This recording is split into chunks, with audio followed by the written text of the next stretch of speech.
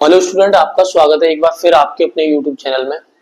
आज की इस वीडियो में हम रिलेशन के सब्जेक्टिव क्वेश्चन करने वाले हैं और हम ये जानने वाले हैं कि बोर्ड एग्जाम के अंदर रिलेशन के क्वेश्चन को कैसे सॉल्व करते हैं। लास्ट वीडियो में हमने रिलेशन के एमसीक्यूज, ट्रिक्स और टिप्स के साथ समझे थे कि अगर कोई भी रिलेशन हमें दे रखा हो तो डायरेक्टली हम ऑप्शन के थ्रू कैसे कर सकते हैं, वो हमने लास्ट वीडियो में समझ लिया था। आज की इस वीडियो में बोर्ड एग्जाम्स में क्वेश्चन को कैसे लिखते हैं ये जानेंगे, तो क्वेश्चन के थ्रू समझेंगे। तो क्वेश्चन क्या कह रहा है, क्वेश्चन पढ़ लेते हैं। अगर रिलेशन का क्वेश्चन दे रखा हो तो सबसे पहले हम क्या करते हैं, सबसे पहले क्वेश्चन के अंदर कौन कौन सा डाटा गिवन है, क्या क्या गिवन है वो लिखते हैं। तो रिलेशन के अंदर एक तो आपको सेट गिवन होगा, सेट को लिखना है, देन रिलेशन क्या है उसको लिखना है। तो सबसे पहले हमें पता है क्वेश्चन के अंदर हमें एक सेट दे रखा है जेड, और जेड मतलब होता है इंटीजर नंबर। इंटीजर नंबर में सारे के सारे माइनस नंबर आते हैं, नेगेटिव नंबर आते हैं और पॉजिटिव आते हैं और जीरो भी आता है। ठीक है ना। तो माइनस इनफाइनाइट से लेके प्लस इनफाइनाइट के जितने भी नंबर होते हैं वो नेगेटिव यानी इंटीजर नंबर होते हैं, नेगेटिव, पॉजिटिव और जीरो। तो इंटीजर नंबर क्लियर हो गया कि सर एक सेट है जो कि इंटीजर है, और एक रिलेशन दे रखा है। रिलेशन क्या है, x comma y such that x minus y, और ये क्या है, इज ए इंटीजर, एक इंटीजर है, ये भी एक इंटीजर है। कहने का मीन्स है ये चीज क्या लिखनी है आपको, ये चीज लिखनी है गिवन। क्वेश्चन के अंदर सॉल्यूशन में क्या लिखना है, ये चीज लिखनी है आपको गिवन है। जब ये गिवन है देन तब चलना है तब चलना है आपको रिलेशन की ओर, कि रिलेशन में हमें कौन कौन से रिलेशन है जो हमें पता है और जो प्रूव करना है। तो क्वेश्चन के अंदर ये कह रहा है कि ये जो रिलेशन है इक्विवेलेंस है कि नहीं। तो इक्विवेलेंस में हम क्या करना पड़ता है, रिफ्लेक्सिव निकालना पड़ता है, सिमेट्रिक निकालना पड़ता है और ट्रांजिटिव निकालना पड़ता है। तो सबसे पहले रिफ्लेक्सिव के लिए लिखोगे फॉर रिफ्लेक्सिव, पहली कंडीशन फॉर रिफ्लेक्सिव, क्योंकि अगर आपको 5 मार्क्स चाहिए तो ये चीजें करनी पड़ेंगी। तो फॉर रिफ्लेक्सिव के लिए क्या लिखोगे, सबसे पहले कंडीशन लिखोगे रिफ्लेक्सिव की, क्या है, if a belongs to R. सबको पता है रिफ्लेक्सिव यानी ए से खुद की सेल्फ इमेज होती है। और क्या हो जाएगा sir, a belongs to Z for, ठीक है ना, for every element, every element, तो ये सभी के लिए, ठीक है। तो रिफ्लेक्सिव कंडीशन क्या है कि यहाँ से कोई भी इंटीजर उठाओ, खुद की सेल्फ इमेज बना, जैसे 1 उठा ली तो 1,1 क्या है, सब बिलोंग्स टू आर है, यानी 1 और 1 का मैं अगर डिफरेंस निकालूंगा इंटीजर आएगा। अगर मैं 2,2 का भी निकालूंगा तब भी इंटीजर आएगा, और 3,3 का भी निकालूंगा तो सर क्या आएगा, इंटीजर आएगा। सारे के सारे क्या होंगे, बिलोंग्स टू आर होंगे, चाहे -1 का ले लो, -1 -2 का ले लो, माइनस किसी का भी ले लो, सर सारे के सारे इंटीजर आएंगे। इसलिए ये क्या हो जाएगा सर, ये रिफ्लेक्सिव हो जाएगा। तो लिख देना इट इज रिफ्लेक्स। सेकंड हमें किसके लिए करना है, फॉर सिमेट्रिक के लिए करना है, फॉर सिमेट्रिक। सिमेट्रिक के लिए क्या होता है सर, पहले कंडीशन लिखनी है। फॉर सिमेट्रिक कंडीशन क्या है, if a comma b belongs to r implies that v comma a belongs to r। यानी अगर a और b दोनों रिलेशन में है तो b और a भी रिलेशन में होने चाहिए। यानी दो इंटीजर अगर हमने नंबर ले लिए, सपोज करो 1 और 2 ले लिए, इन दोनों का डिफरेंस निकालें, क्या सर इंटीजर नंबर आएगा, बिल्कुल आएगा। आप देख भी सकते हो इधर, अगर मैं 1 और -2 निकालूं तो माइनस के 1 ही आएगा। तो कहने का मीन्स है ये भी इंटीजर नंबर है। तो 1,2 बिलोंग्स टू आर है, एंड 2,1 इन दोनों का भी डिफरेंस निकालूं तब भी इंटीजर नंबर आएगा। ये भी कोई सा भी नंबर उठा के देख लो, हाँ कोई भी दो नंबर ले लो, हम 3,4 ले लो, 4,5 ले लो, और दोनों का जब डिफरेंस करोगे तो सर मेरे को एक इंटीजर नंबर मिलेगा। इसका मीन्स क्या है, इसका मीन्स ये है कि ये जो रिलेशन है जो सिमेट्रिक वाला है वो बिल्कुल फॉलो कर रहा है कंडीशन को, इसलिए क्या हो जाएगा, सिमेट्रिक हो जाएगा। तो इट इज, सर ये भी कैसा हो जाएगा, इट इज सिमेट्रिक, ठीक है ना। तो ये चीजें आपको लिखनी है अगर आपको मार्क्स चाहिए तो। और ये लास्ट होता है थर्ड वाला, फॉर ट्रांजिटिव। तो ट्रांजिटिव की कंडीशन क्या है सर, ट्रांजिटिव की कंडीशन है if a comma b belongs to r है and b comma c belongs to r है, तो क्या होना चाहिए सर, a कोमा c भी बिलोंग्स टू r होगा।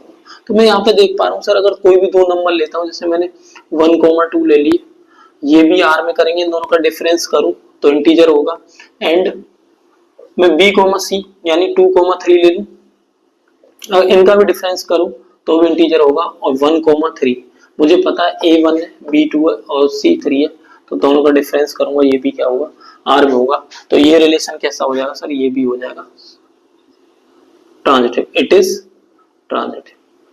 तो यहाँ पे मैं देख रहा हूँ ये जो रिलेशन है इंटीजर वाला, सारे के सारे रिलेशन को फॉलो कर रहा है, रिफ्लेक्सिव, समेट्रिक, ट्रांजिटिव। तो जब तीनों को फॉलो करता है तो वो रिलेशन कैसा होता है, वो रिलेशन इक्विवेलेंस होता है। तो इस तरह से आपको बोर्ड एग्जाम में करना है, ठीक है ना। सबसे पहले हमें क्या करना है, सेट को लिखना, रिलेशन को, फिर रिफ्लेक्सिव, सिमेट्रिक और ट्रांजिटिव तीनों कंडीशन लिख के फिर एग्जांपल देना, देन आपको फुल मार्क मिलेंगे, ठीक है। अब एक और क्वेश्चन कर लेते हैं। जब भी रिलेशन का क्वेश्चन आए तो हमें सबसे पहले रिलेशन में ये देखना है कि सेट क्या गिवन है, क्योंकि बिना सेट के रिलेशन नहीं होगा, और वो रिलेशन क्या है। तो सबसे पहले गिवन चीज को लिखना है। सबसे पहले क्वेश्चन में क्या करना है, लिखना है गिवन, क्या गिवन है, ठीक है ना। और हिंदी में तो दिया है, ठीक है ना, गिवन आर, हिंदी मीडियम वाले भी साथ साथ कर सकते हैं, गिवन दिया है, छोटी छोटी चीजें पता होनी चाहिए। एक सेट है सर रियल नंबर, क्वेश्चन में real number set, real number हमें पता है ये सबसे बड़ा नंबर होता है, हालांकि सबसे बड़ा कॉम्प्लेक्स होता है, लेकिन अपन कॉम्प्लेक्स नंबर नहीं पढ़ते रिलेशन के अंदर, हम रियल पढ़ते। तो रियल में इरेशनल, रैशनल, सारे नेगेटिव, पॉजिटिव, डेसिमल सब कुछ आ जाता है। इसके अंदर मैं बात करूं तो नेगेटिव नंबर भी होंगे, -3, -2, डेसिमल 1.5, 2.5, रैशनल सब कुछ होगा इसके अंदर है, ठीक है, 1, 2, 3, 4 सब। तो इसके अंदर रैशनल, रियल, डेसिमल, फ्रैक्शन सब कुछ रियल के अंदर, ठीक है ना। और रिलेशन क्या है, वो रिलेशन भी लिखना था। तो ये तो रियल नंबर को रिप्रेजेंट कर रहा है, ये रिलेशन को। तो रिलेशन है sir a, b such that a is greater is less than equal to b square. तो पूछ रहा है इनमें से कौन है कौन नहीं है, और ये बताना है कि ये नहीं है, रिफ्लेक्सिव भी नहीं है और सिमेट्रिक भी नहीं है और ट्रांजिटिव भी नहीं है। तो सबसे पहले क्या करेंगे, लिखोगे आप फॉर रिफ्लेक्सिव, फॉर रिफ्लेक्सिव, ठीक है ना, हिंदी में लिख सकते हैं स्वतलित के लिए, ठीक है। अब यहाँ स्टार्टिंग क्या करनी है, यहाँ आपको कंडीशन लिखनी है। सबसे पहले रिफ्लेक्सिव की क्या कंडीशन है, इफ a, हमें पता है a, का मीन्स है सेल्फ की सेल्फ इमेज है, और वो क्या होना चाहिए रिलेशन में। और फिर लिखना है sir a belongs to r बोले तो सेट में, ठीक है, फॉर ईच एलिमेंट,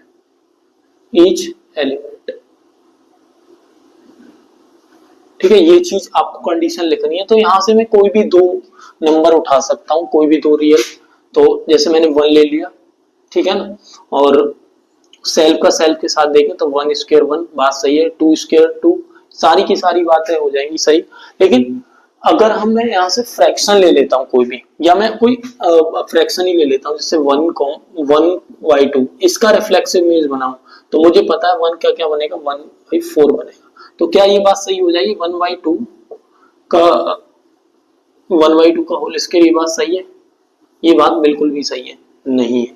तो ये क्या हो जाएगा, does not belong to R. तो ये बात तो क्लियर है कि सर कोई भी अगर मैं एलिमेंट ले देता हूं, उसमें अभी मैंने 1 सेल्फ में देखा, तो सेल्फ वाली कंडीशन मेरी इंटीजर में तो ठीक हो रही थी, लेकिन मेरी फ्रैक्शन पार्ट में नहीं हो रही थी, क्योंकि रियल के अंदर हमें फ्रैक्शन पार्ट को भी देखना है, ठीक है ना। कोई भी एक वैल्यू पता पड़ जाए कि ये रिफ्लेक्सिव नहीं होगी, तो पूरा का पूरा रिलेशन खराब हो जाता है, वो रिफ्लेक्सिव ही नहीं होगा, ठीक है। तो ऐसे करके आपको लिखना है, और फिर लिखना है, ऐसे दिखा देना है कि इट इज नॉट रिफ्लेक्सिव।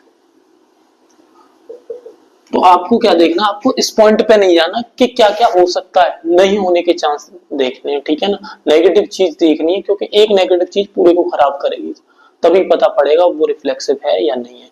तो फिर करना है हमें for symmetric, for symmetric. For symmetric में भी क्या हो जाए, सिमेट्रिक की कंडीशन लिखेंगे इफ। तो मैं तो ये वाला रिलेशन बता रहा हूँ, 2 क्वेश्चन करा रहा हूँ रिलेशन के, आपको कोई भी रिलेशन का क्वेश्चन आए, सबसे पहले गिवन सेट, रिलेशन और एक कंडीशन बार बार, if a, b belongs to r, plus that v, a belongs to r, ऐसा हो। अगर ये हो तो ये होना चाहिए। तो जैसे मैं यहाँ से कोई भी 2 नंबर ले लूं, जैसे 1,2 ले लिया, ठीक है जी। तो 1,2 बिलोंग्स टू r कर रहा है, हाँ जी, 1 का square, sorry 1 is less than equal to square, ये बात सही है, ठीक है। इज इंप्लाई दैट फिर क्या होना चाहिए, 2 is less than equal to 1 का स्क्वायर, ये भी बात सही है, बिल्कुल सही है। सर मैं अगर 2 का 1 का स्क्वायर करूंगा तो देखो ये तो बात बिल्कुल भी गलत है, क्योंकि ये 1 ही हो जाएगा और ये बात रॉन्ग हो जाएगी, तो ये क्या हो जाएगा, डज नॉट। ये तो इन्हीं के लिए होगी, फ्रैक्शन पार्ट के लिए भी देख सकते हो, नेगेटिव नंबर के लिए भी देख सकते हो। तो यहाँ हमने जो 2 एलिमेंट लिए इसी के लिए सेटिस्फाई नहीं है, तो ये क्या हो जाएगा sir, it is not, it is not. तो आपको ये चीज नहीं दिखानी है, आपको बस इतना लिखना है, ठीक है, इतना, इट इज नॉट सिमेट्रिक। ये तो मैं समझाने के लिए आपको बता रहा हूं, ठीक है। Third condition for transitive,